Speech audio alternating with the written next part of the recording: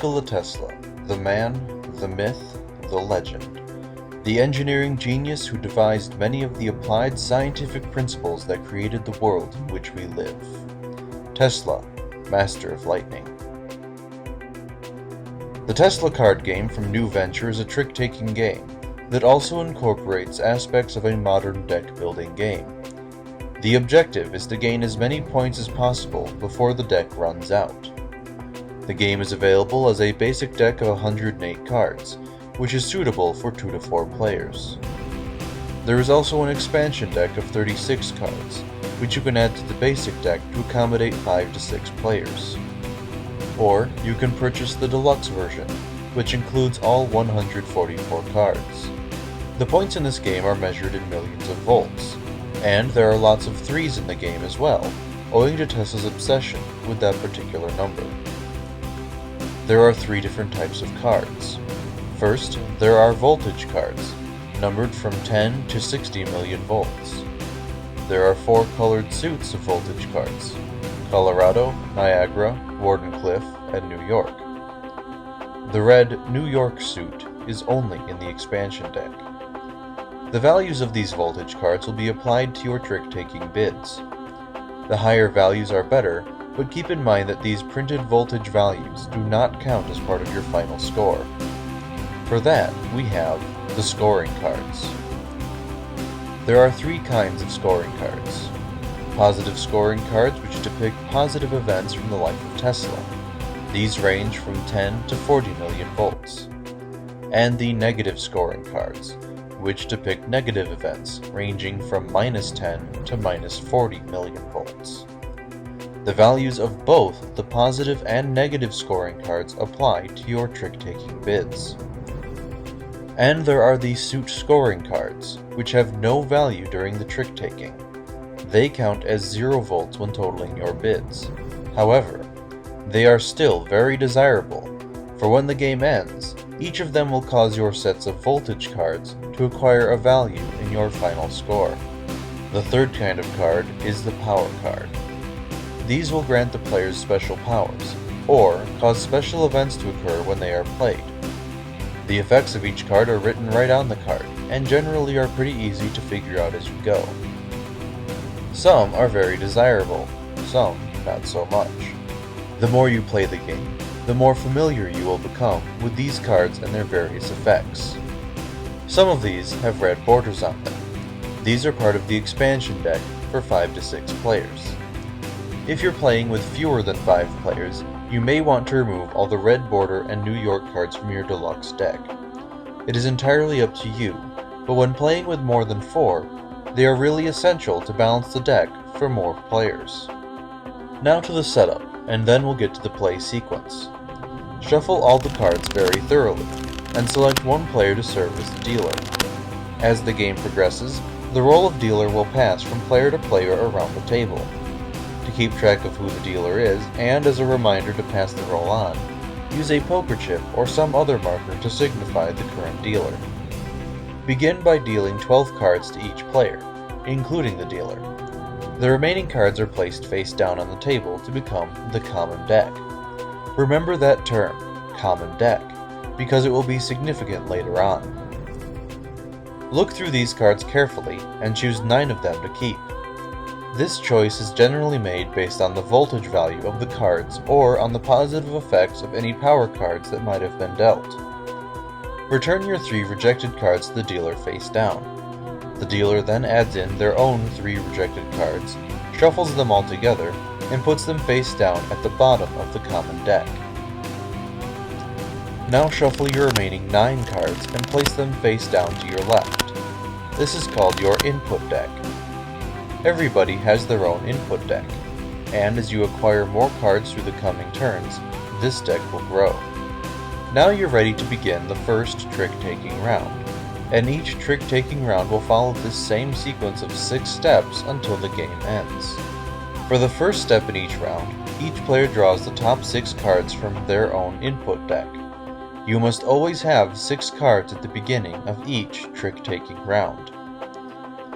The dealer then asks as step 2, are there any power cards to be played now? Most of the power cards say, play before any tricks are played, and should be played at this time. There are a few that say play as part of a normal trick, so be sure that you read the cards and know which is which. These power cards are played by each player in turn around the table, starting with the player to the left of the dealer. You may play more than one power card during this phase, and you can play them in whatever order you want. Once the first player's appropriate power cards are all played, the next player does the same, and so on until the dealer has completed this step. Some players will now have fewer than 6 cards in their hand, and some may even have more than 6. That's okay at this point, and I'll explain how to deal with that situation in just a few minutes. Now the dealer starts the third step of the trick-taking round, which is called the 3-card trick. The dealer turns over the top 3 cards of the common deck and places them side by side on the table for all to see.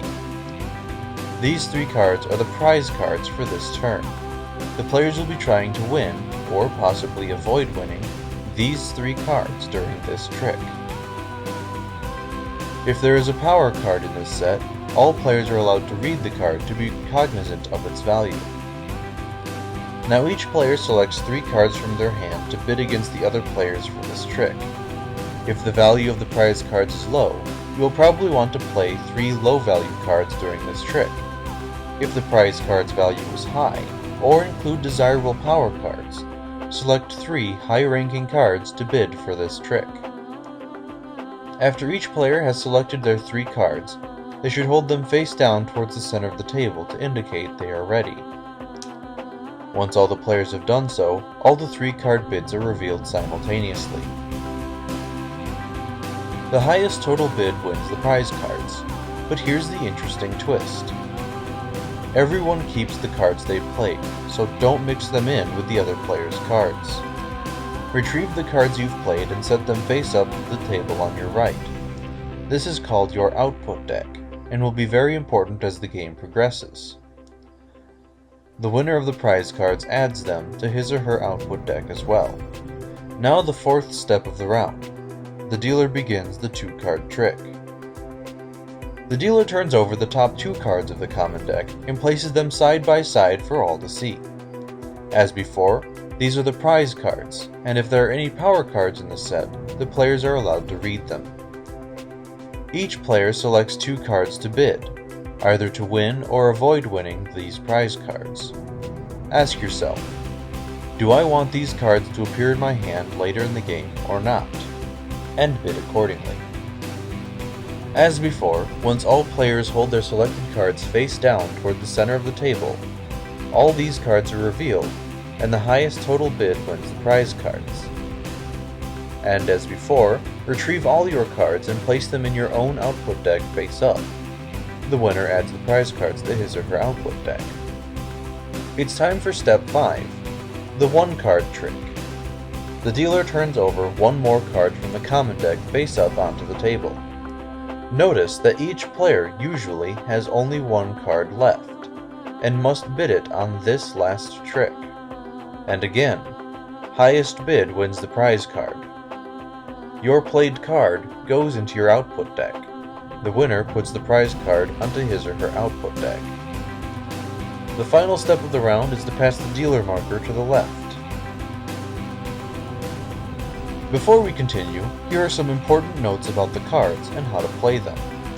When you play power cards as part of a trick, and those power cards have an effect or an action to be performed, these are completed starting with the player to the dealer's left. If more than 1 power card is played in any step, you can resolve them in any order you want. If you find that you do not have enough cards in your hand to play a normal round of tricks, you can choose to bid fewer cards than the other players on any trick. But you can never play more than the trick normally calls for, unless you have a power card that lets you do so. If for some reason you bid no cards on a trick, your bid for that trick is valued at 0.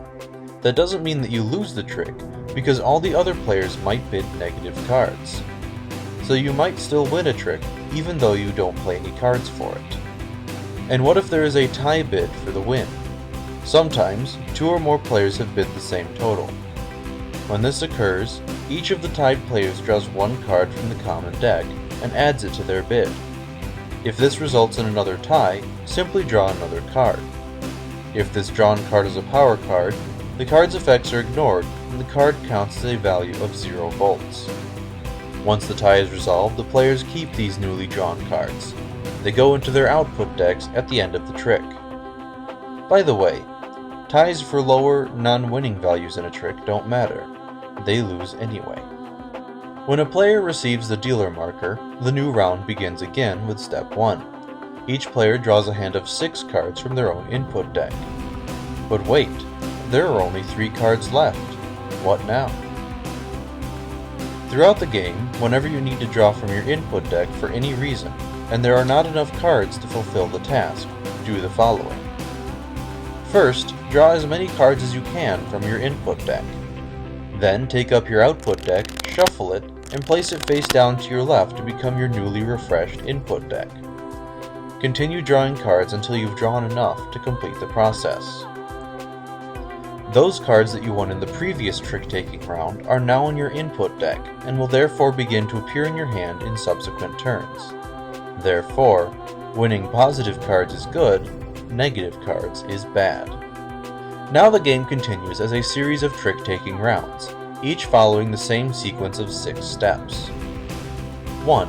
Each player draws a hand of 6 cards. 2. The dealer asks for pre-trick power cards to be played. 3.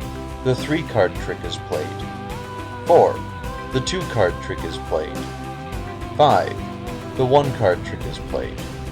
6. The dealer marker is passed to the left. You will want to watch your winnings not just for the voltage values, but also for the suits you are collecting.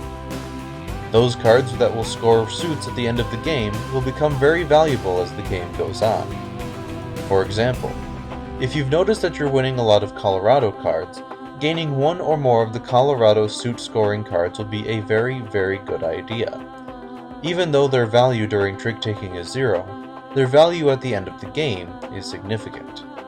When the common deck gets down to the very last few cards, those cards that you rejected at the beginning of the game is nearing its end. What happens when the common deck runs out but you still need cards to continue? The rule is simply stated. When there are no more prizes to be won, it is safe to say the game is done. And now we tally the scores. Your total points will be taken from all your cards, your input and output decks combined. It seems to work best to sort your cards by type, then add together those totals. All the positive cards are added, all the negative cards subtracted, and there are a few power cards that have scoring values. If you have acquired any suit scoring cards, each of these gives a value of 1 million volts to each card you have in that suit. So, if you have a Wardenclyffe suit scoring card and 6 Wardenclyffe cards, then you have scored 6 million volts. If you have any further questions about the gameplay, suggestions, or criticisms, please be sure to contact us. And please, take every opportunity to learn about the fascinating life and adventures of Nikola Tesla, Master of Lightning.